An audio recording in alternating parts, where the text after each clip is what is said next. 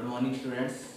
आज हम हैं वो मेरी अब नेक्स्ट वीडियो है वो एक नई जनजाति शुरू करने जा रहे हैं। 12th क्लास का जो टॉपिक है गौड़ जनजाति, उसके बारे में आज बात करेंगे। उससे पहले जो है मैं आप लोगों से ये कहना चाहूँगा कि हमारे जो चैनल है सेठ Hansraj memorial public senior secondary school, उसे सब्सक्राइब करें और मेरी वीडियो अगर अच्छी पसंद आए तो उसे लाइक करें। तो आज मैं वो गौड़ जनजाति की बात करने वाले हैं।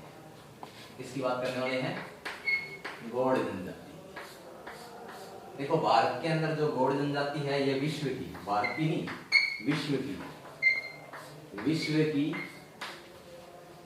सबसे बड़ा, विश्व का सबसे बड़ा जनजातीय समूह।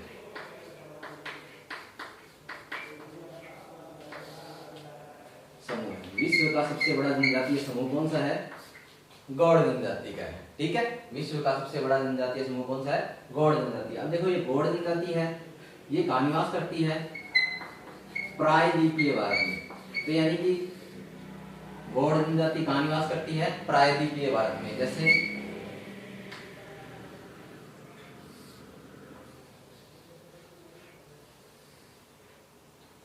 ये भारत है, यहाँ भारत तीन तरफ जल से घिरा हुआ है, इसीलिए इस भाग को क्या कहते हैं? प्रायद्वीपीय भारत। जो भाग होता है तीन तरफ से जल से घिरा होता है उसे प्रायद्वीपीय भारत कहते हैं। तो प्रायद्वीपीय भारत में निवास करने वाली जनजाति को क्या कहते हैं? गौड़ कहते हैं। क्या कहते हैं? गौड़ कहते हैं। अब गौड़ जो है वो अपने आप को, गौड़ जनजाति अपने आप को कोयटूर व कोल कहती है। गौड़ जनजाति है वो अपने आप को क्या कहती है? कोयटूर कहती है और कोल कहती है। गौड़ जनजाति ये कहती है कि हम कोयटूर है और कोल। यानी कि आपसे पूछे गौड़ जनजाति, गौड़ जनजाति का दूसरा नाम बताइए तो कोयटूर और कोल। आगे बात समझ में बेटा। अब देखो आगे बात करते हैं। इसका स्क्रीनशॉट आपको लेना है तो स्क्रीनशॉट आप ले लीजिए। ले लिया होगा आपने। अब देखो, गौड़ जो शब्द की उत्पत्ति है वो कहां से हुई है? खोंडा से हुई। गौड़ जो है उस शब्द की उत्पत्ति खोंडा से मानी जाती है। किससे मानी जाती है? खोंडा से। खोंडा से हुई है, जिसका अर्थ होता है पहाड़ी। जिसका अर्थ क्या होता है? पहाड़ी। गौड़ की उत्पत्ति है वो किससे हुई है? खोंडा शब्द से हुई है। गौड़ की उत्पत्ति खोंडा शब्द से हुई है, जिसका अर्थ क्या होता है? पहाड़ी। आगे बात करते हैं कि जो प्राचीन समय में ये गौड़ है ये कई क्षेत्रों पर राज्य किया करते थे। तो देखो कौन कौन से क्षेत्रों पर ये राज्य किया करते थे?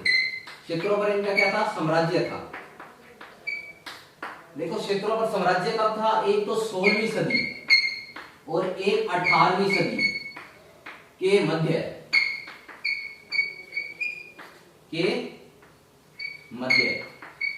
16वीं व 18वीं सदी के मध्य इन्होंने क्या किया? शासन किया। अब शासन कहाँ किया है? देखो, एक गढ़खंडेला, खरेला, गढ़खंडेला, खरेला, चांदा और सोन और देवगढ़। सोन या देवगढ़। देवगढ़ में इन्होंने क्या किया है? अपना शासन किया है। यानी कि गौड़ ने प्राचीन समय में शासन कहाँ किया है? गढ़खंडेला, खरेला, चांदा और देवगढ़ में इन्होंने क्या किया है? शासन किया है। कब किया है? 16वीं सदी के मध्य और 18वीं सदी के मध्य। अब क्या हुआ कि जब मुगल काल आया, कौन सा काल आया? मुगल काल, और 1940 के लगभग मराठों का प्रभाव बढ़ा तो ये क्या चलेंगे? हाशिए पर चलेंगे। कहां चलेंगे? हाशिए पर चलेंगे। यानी कि देखो, गौड़ जो जनजाति है उसकी उत्पत्ति खोंडा से हुई है। खोंडा का अर्थ होता है पहाड़ी। यानी कि ये निवास कहां करते होंगे? पहाड़ी पे। अब क्या है? प्राचीन समय में ये क्या है? कुछ क्षेत्रों पर क्या करते थे? साम्राज्य करते थे। उस क्षेत्रों का नाम क्या है? गढ़खंडेला, खरेला, चांदा और देवगढ़। ठीक है, इन पर क्या करते थे? साम्राज्य करते। कब करते थे? 16वीं सदी के मध्य और 18वीं सदी के मध्य। अब क्या हुआ? जब मुगल काल आया और 1940 में जब मराठों का प्रभाव बढ़ा ठीक है। 1940 है उसके अंदर मराठों का प्रभाव पड़ा, तो उसके कारण क्या हुआ, ये सामाजिक हाशिए पर चले गए। ठीक है, इसका अगर आपको स्क्रीनशॉट लेना है तो स्क्रीनशॉट ले लीजिए, ले लिया होगा। आगे देखो बात करते हैं अब इसके निवास क्षेत्र के बारे में, गौड़ जनजाति के निवास क्षेत्र के बारे में। देखो निवास क्षेत्र, तो मैंने आपको बताया हुआ है कि जनजाति या तो कहाँ निवास करेगी, पहाड़ों पर या वनों में या जंगलों में। ठीक है, तो ये जनजाति क्या है, पहाड़ों पर और जंगलों में निवास करती है। तो गौड़ जनजाति है वो देखो, एक तो मेकाली श्रेणी, मेकाल श्रेणी, कौमा सोनदेवगढ़ उच्च भूमि, उच्च भूमि, सोनदेवगढ़ उच्च भूमि, बस्तर का पठार,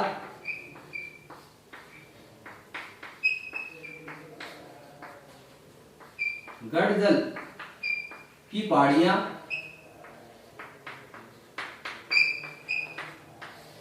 और सतपुड़ा की पहाड़ियां, सतपुड़ा की पहाड़ियां।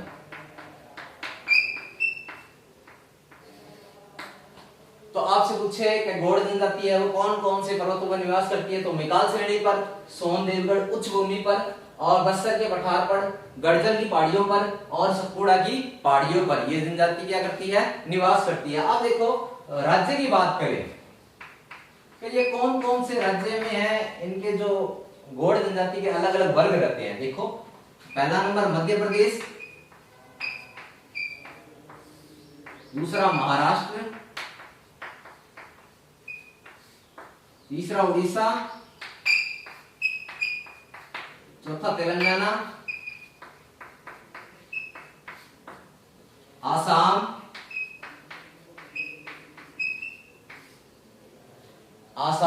इन क्षेत्रों पर ये क्या करती है, जनजाति निवास करती है। ध्यान रखना आपको, क्या ये कौन कौन से राज्यों में निवास करती है, मध्य प्रदेश, महाराष्ट्र, उड़ीसा, तेलंगाना, आसाम, छत्तीसगढ़ और झारखंड, छत्तीसगढ़ और झारखंड, इन क्षेत्रों पर ये इन राज्यों में क्या करती है, ये जनजाति निवास करती है। अगर आपको स्क्रीनशॉट लेना है तो इसका स्क्रीनशॉट ले लीजिए, ले लिया होगा। अब देखो आगे बात करते हैं इसके आर्थिक क्रियाकलाप की, गौड़ जनजाति के आर्थिक क्रियाकलाप की। देखो गौड़ जनजाति की बात करते हैं आर्थिक क्रियाकलाप की या अर्थव्यवस्था की, एक ही बात है।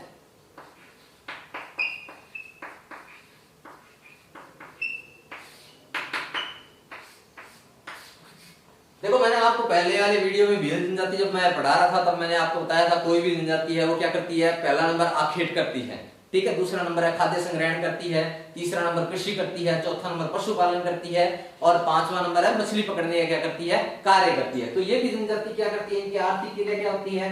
देखो एक नंबर क्या होता है, आखेट करती है, खाद्य संग्रहण करती है,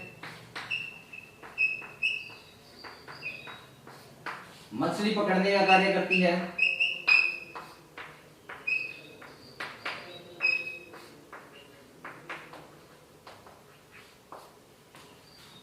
कृषि करती है,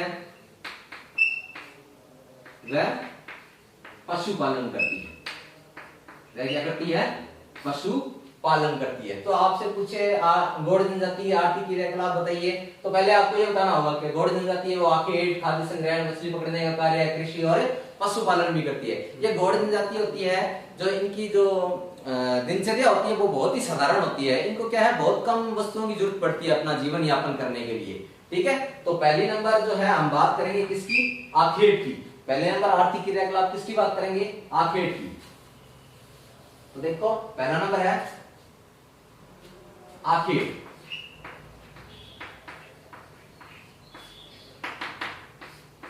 देखो ये गौड़ जनजाति है, ये क्या करती है, आखेट करने का भी क्या करती है, कार्य करती है। आखेट का प्रमुख पेशा होता था, लेकिन राज्य सरकार द्वारा प्रतिबंध लगाने के कारण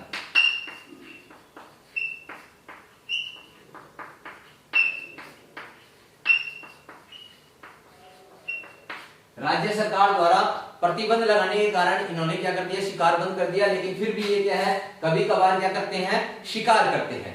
ठीक है, आगे बात समझ में। अब देखो, अब ये शिकार करना छोड़ दिया तो इन्होंने क्या करना चालू कर दिया, कृषि करना चालू कर दिया। क्या करना चालू कर दिया, कृषि। तो देखो ये कृषि कितने प्रकार की करते हैं, 2 प्रकार की करते हैं। कृषि कितने प्रकार की करते हैं, 2 प्रकार की। एक का नाम है दीपा और एक का नाम है पेंडा।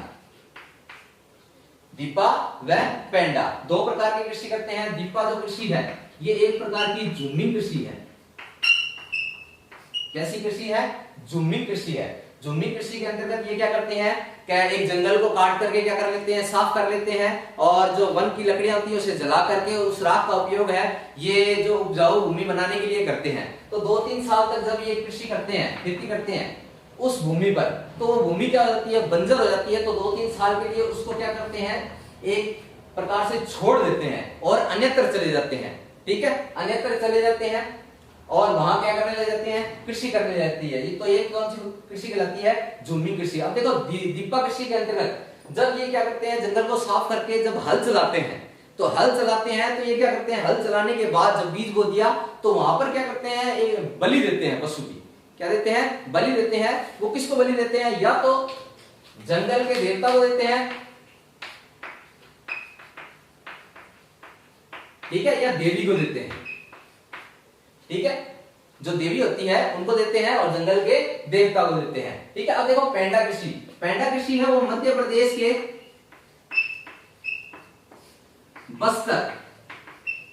बस्तर के तीव्र ढालों पर करते हैं। पेंडा कृषि कहां की जाती है, मध्य प्रदेश के बस्तर के तीव्र ढालों पर ये कृषि की जाती है। अब क्या होता है, तीव्र ढाल है तो यानी पहाड़ी क्षेत्र है, तो कैसे खेत बनाते हैं, ये सीढ़ी नुमा खेत बनाकर, सीढ़ी नुमा खेत बनाकर ये क्या करते हैं, कृषि करते हैं। अब देखो सीढ़ी नुमा जब खेत बना हुआ है, जैसे मानो ये सीढ़ी नुमा खेत है, ये बना हुआ है, तो क्या होता है कि यहाँ पानी नहीं ठहरेगा। पानी नहीं ठहरेगा तो भूमि के अंदर जो है आर्द्रता नहीं बनी रहेगी। इसके कारण ये क्या करते हैं, लकड़ी के क्या लगा देते हैं, यहाँ लठ लगा देते हैं। लकड़ी के क्या लगा देते हैं, लठ लगा देते हैं। उसके कारण ये इस भूमि में क्या बनी रहती है, आर्द्रता बनी रहती है। क्या बनी रहती है, आर्द्रता बनी रहती है। ठीक है, आगे बात समझ में। इस कृषि को क्या कहते हैं, पेंडा कहते हैं। क्या कहते हैं, पेंडा कहते हैं। अगर आपको स्क्रीनशॉट लेना तो स्क्रीनशॉट ले लीजिए। आगे देखो, बात करते हैं इनके भोजन की।